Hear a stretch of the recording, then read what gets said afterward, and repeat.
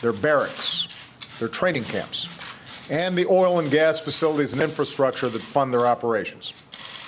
We're taking out their commanders, their fighters, and their leaders. In Iraq, local forces have largely held the line and in some places have pushed ISIL back. In Syria, ISIL failed in its major push to take the town of Kobani, losing countless fighters in the process, fighters who will never again threaten innocent civilians. And we've seen reports of sinking morale among ISIL fighters as they realize the futility of their cause. Now, make no mistake, it will remain difficult for some time. It's going to take time to dislodge these terrorists, especially from urban areas. But our coalition is on the offensive. ISIL is on the defensive, and ISIL is going to lose. Its barbaric murders of so many people, including American hostages, are a desperate and revolting attempt to strike fear in the hearts of people it can never possibly win over by its ideas or its ideology, because it offers nothing but misery and death and destruction. With violent groups like this, there is only one option. With our allies and partners, we are going to degrade and ultimately destroy this terrorist group. When I announced our strategy against ISIL in September, I said that we are strongest as a nation when the President and Congress work together. Today, my administration submitted a draft resolution to Congress to authorize the use of force against ISIL. Authorize the use of force against ISIL. I want to be very clear about what it does and what it does not do. This resolution reflects our core objective to destroy ISIL. It supports the comprehensive strategy that we've been pursuing with our allies and our partners. A systemic and sustained campaign of airstrikes against ISIL in Iraq and Syria, support and training for local forces on the ground, including the moderate Syrian opposition, preventing ISIL attacks in the region and beyond, including by foreign terrorist fighters who try to threaten our countries, regional and international support for an inclusive Iraqi government that unites the Iraqi people and strengthens Iraqi forces against ISIL, humanitarian assistance for the innocent civilians of Iraq and Syria who are suffering so terribly under ISIL's reign of horror. I want to thank Vice President Biden, Secretaries Kerry and Hagel, and General Marty Dempsey for their leadership in advancing our strategy. Even as we meet this challenge in Iraq and Syria, we all agree that one of our weapons against terrorists like ISIL, a critical part of our strategy, is the values we live here at home. One of the best antidotes to the hateful ideologies that try to recruit and radicalize people to violent extremism is our own example as diverse and tolerant societies that welcome the contributions of all people, including people of all faiths. The resolution we've submitted today does not call for the deployment of U.S. ground combat forces to Iraq or Syria.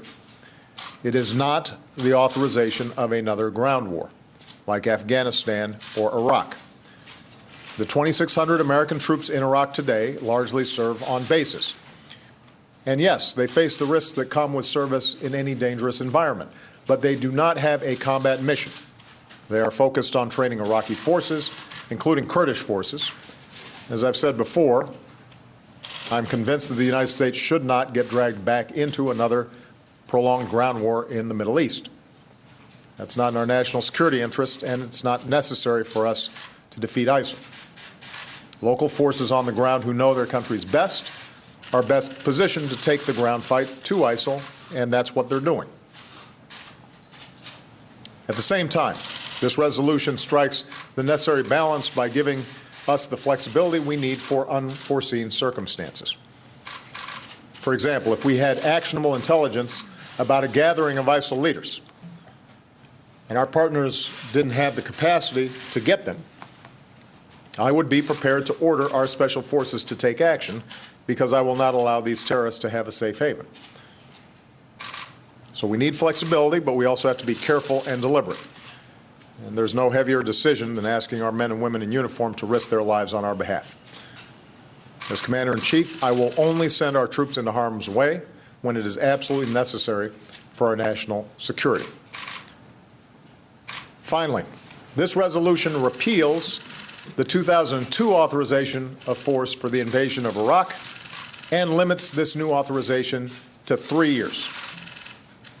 I do not believe America's interests are served by endless war or by remaining on a perpetual war footing.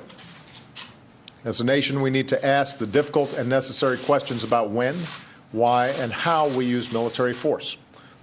After all, it is our troops who bear the costs of our decisions, and we owe them a clear strategy and the support they need to get the job done. So this resolution will give our armed forces and our coalition the continuity we need for the next 3 years. It is not a timetable. It is not announcing that the mission is completed at any given period. What it is saying is that Congress should revisit the issue at the beginning of the next president's term. It's conceivable that the mission is completed earlier. It's conceivable that after deliberation, debate, and evaluation, that there are additional tasks to be carried out in this area. And the people's representatives, with a new president, should be able to have that discussion. In closing, I want to say that in crafting this resolution, we have consulted with and listened to both Republicans and Democrats in Congress. We've made a sincere effort to address difficult issues that we've discussed together. In the days and weeks ahead, we'll continue to work closely with leaders and members of Congress on both sides of the aisle. I believe this resolution can grow even stronger with the thoughtful and dignified debate that this moment demands. I'm optimistic that it can win strong bipartisan support and that we can show our troops and the world that Americans are united in this mission. Today, our men and women in uniform continue the fight against ISIL, and we salute them for their courageous service. We pray for their safety. We stand with their families who miss them and who are sacrificing here at home. But know this, our coalition is strong, our cause is just, and our mission will succeed. And long after the terrorists we face today are destroyed and forgotten, America will continue to stand free and tall and strong. May God bless our troops, and may God bless the United States of America. Thank you very much, everybody. The president at the White House laying out his case for a use of force resolution.